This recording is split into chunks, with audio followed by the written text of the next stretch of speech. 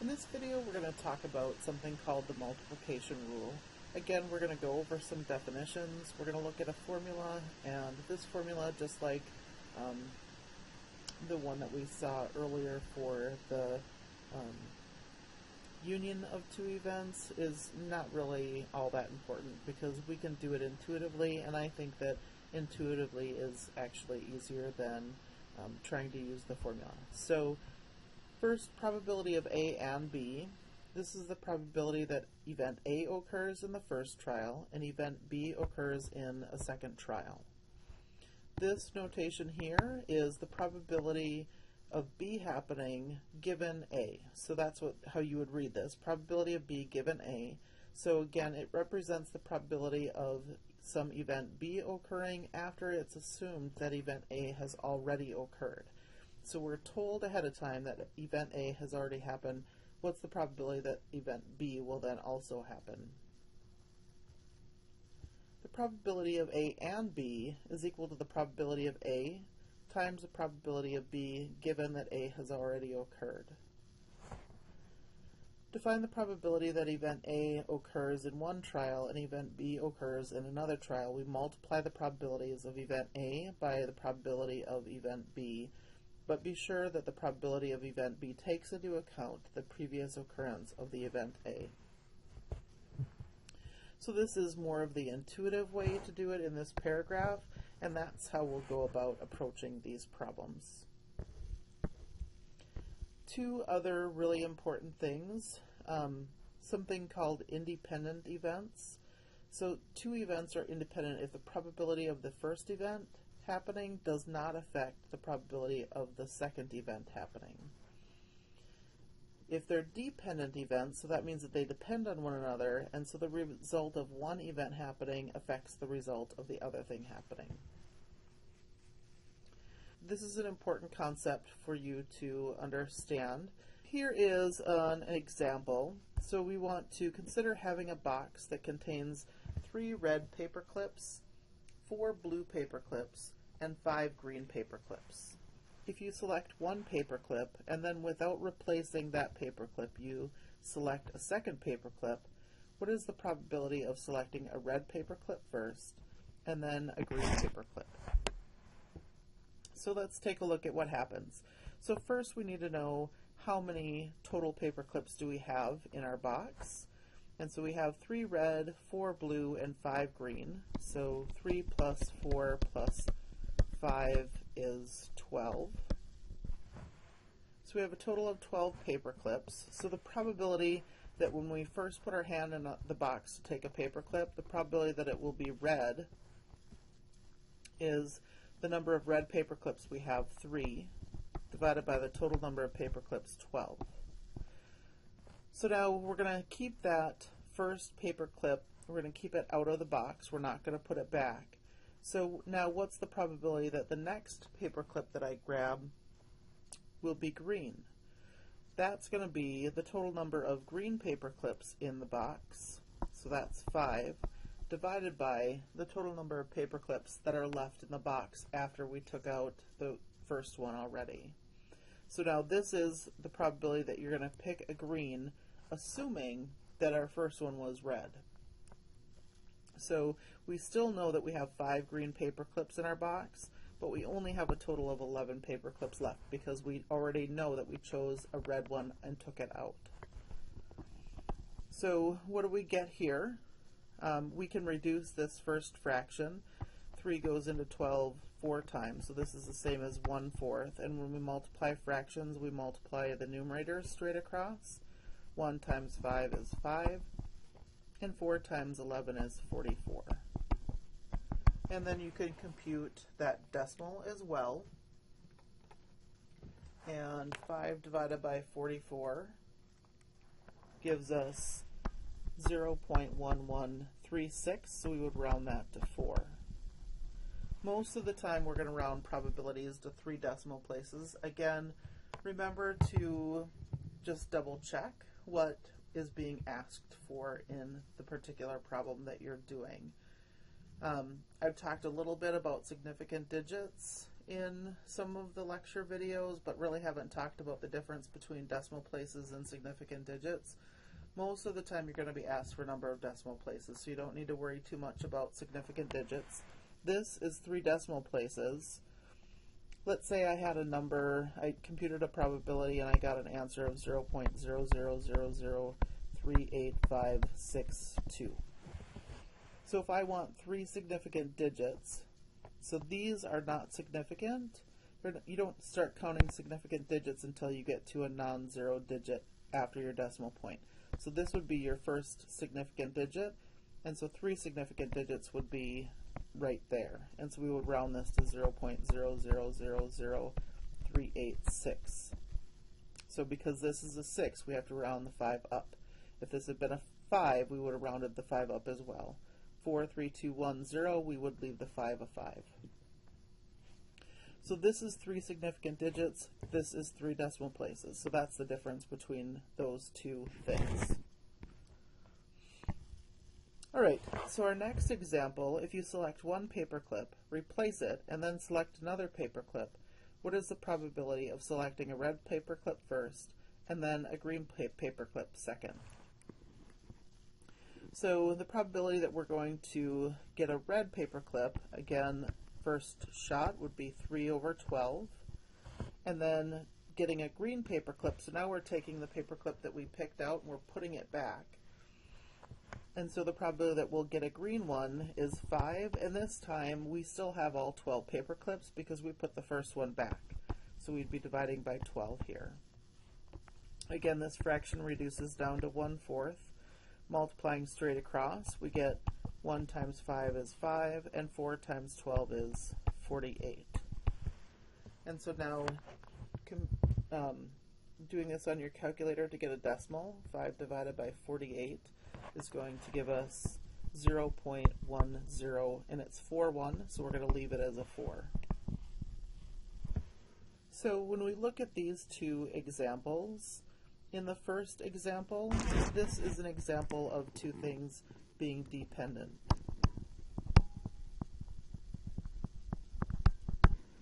Because selecting a red paperclip has an effect on the probability of selecting a green paperclip second. The second example is an example of two events that are independent.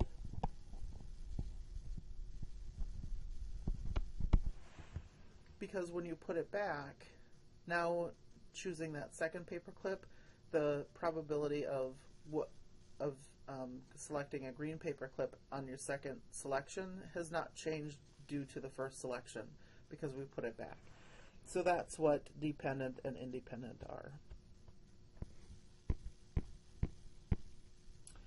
Next, treating dependent events as independent, there's a 5% guideline. So sometimes calculations can get really big and ugly, and if the calculation looks like it might get really big and ugly, you can check to see if you can use this rule.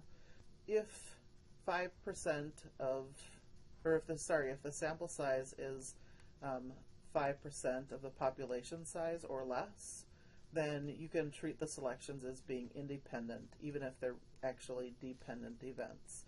And so again, this will make our calculations a little bit easier. The next example will show us how that's true.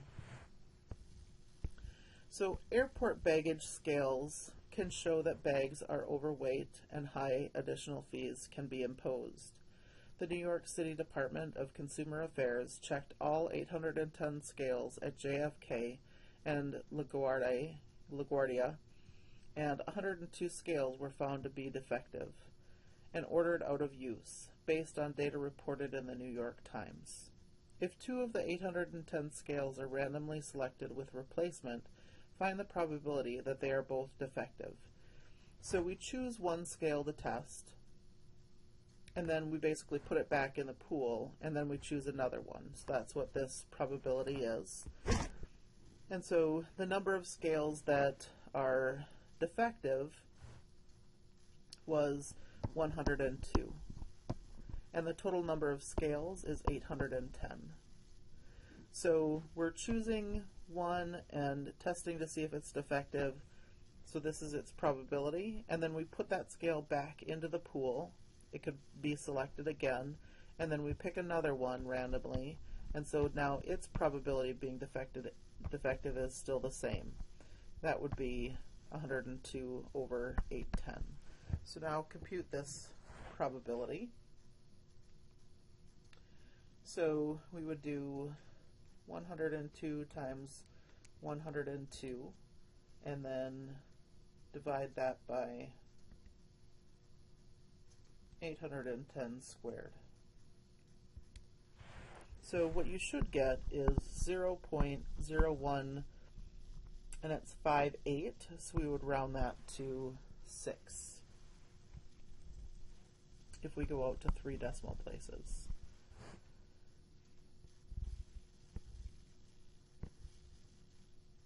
In the next example, if 2 of the 810 scales are randomly selected without replacement, find the probability that they are both defective. So in the first example, we replaced the scale, and in this example, we're not going to replace it. So the first one that we select will have a probability of 102 divided by 810 of being defective, and then times, when we select our next one now, we have to assume that the first one that we selected was defective. So now there's only 101 defective scales left to choose from, and there's only 809 total scales. So now 102 times 101, and then divided by, and make sure that you put this denominator in parentheses, 810 times 809, and you should get 0.0157. So again, you would round to 3 decimal places most of the time. You might be asked to round to more decimal places because these probabilities are so close. So this first one was 0.015857, and this one is 0.015721. So they are different, but you need to take them out a little bit further to actually see the difference in them. In the next one, a larger population of 10,000 scales includes exactly 1,259 defective scales. If 5 scales are randomly selected from this larger population without replacement, find the probability that all 5 are defective. We're doing this without replacement. If we compute this traditionally, it would be the probability that the first one we select is defective would be 1,259 divided by 10,000, and then times, now there's only 1,258 defective left, divided by, there's 9,999, and then you keep decreasing the numerator by 1 and the denominator by 1. So the next one would be 1,257 divided by 9,998 times 1,256 divided by 9,997, and then one more times 1,255 over 9,996. So now we need to compute this in our calculators, and so to compute this on your calculator, I would do a parenthesis and then 1259 times 1258 times 1257. I could make that multiplication symbol bigger. Times 1256 times, 1255, and then your division symbol, and then in parentheses type in your denominator.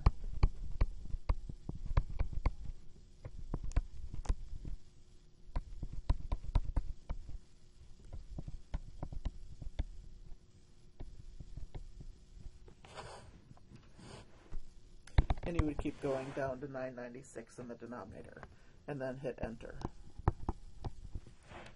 And on my calculator, I get 3.141299707 E negative 5. So with this negative e negative 5 means times 10 to the negative 5th. And this means to move decimal point 5 places to the left.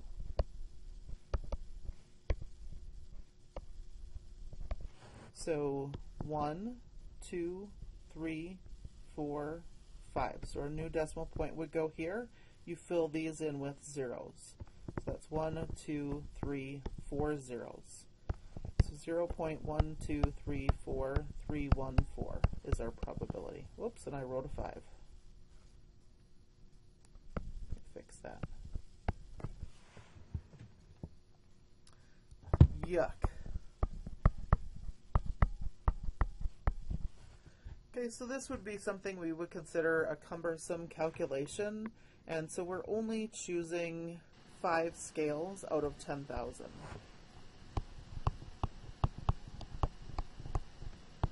And that's 0. Let me just do that quick.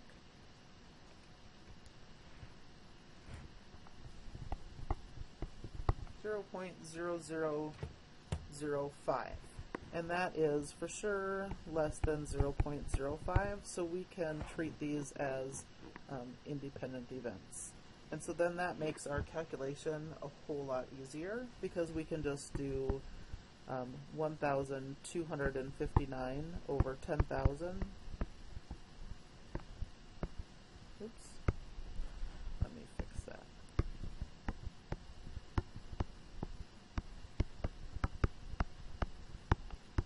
And then raised to the 5th, because we're treating them as independent as if we're putting them back instead of not putting them back.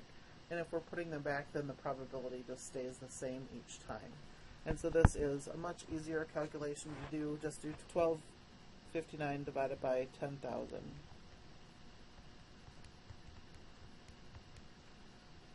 And then raise that answer to the 5th power. And so we get 0.0000316. So again, we get this notation in our calculator. You need to convert it to this notation, however.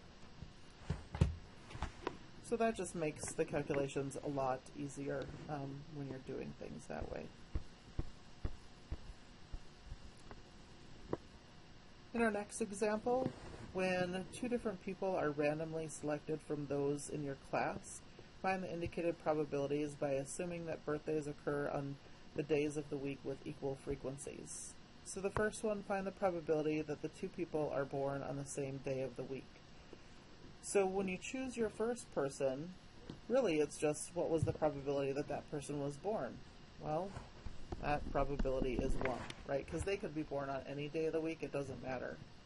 What we're worried about is, do the days of the week match? So now that we've selected a person, they were born on a certain day of the week. We don't know what day. It might have been Monday, it might have been Tuesday, it could have been Saturday. But the probability that the next person selected, it was born on the same day of the week as the first one, would be 1/7. Because it's one particular day now that we're talking about, out of a total of 7 days. And so that would be 1/7. Next, we want to find the probability that the 2 people are born on Monday. So now when we choose our first person, the probability that they were born on Monday is 1/7. And also the next person that we select, the probability that they were also born on a Monday is also 1/7. So we would multiply 1/7 times 1/7 and we get 1/49. In the next example here, we have modern aircraft are highly reliable, and one design feature contributing to the reliability is the use of redundancy, whereby critical components are duplicated so that if one fails, the other will work. For example, the Airbus 310 twin-engine airliner has 3 independent hydraulic systems. So if any one system fails, full flight control is maintained with another functioning system. For this example, we will assume that for a typical flight, the probability of a hydraulic system failure is 0.002. First, we want to calculate if the Airbus 310 were to have one hydraulic system, what's the probability that it would work for the flight? So if the probability of this hydraulic system failing is 0.002, then the probability that it's not going to fail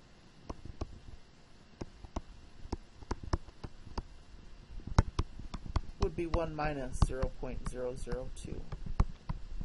So that's 0.998. Next, given that the Airbus 310 actually has 3 independent hydraulic systems, what is the probability that on a typical flight, control can be maintained with a working hydraulic system?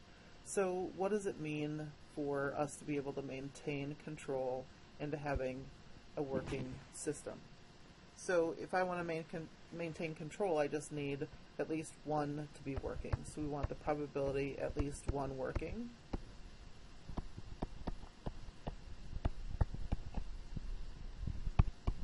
And any time that you're calculating a probability where it's at least 1, you always want to do 1 minus the probability of none.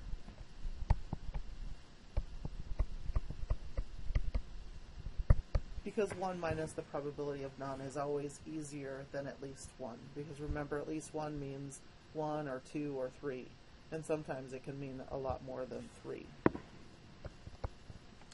So this would be 1 minus. And now the probability of none working or having something not fail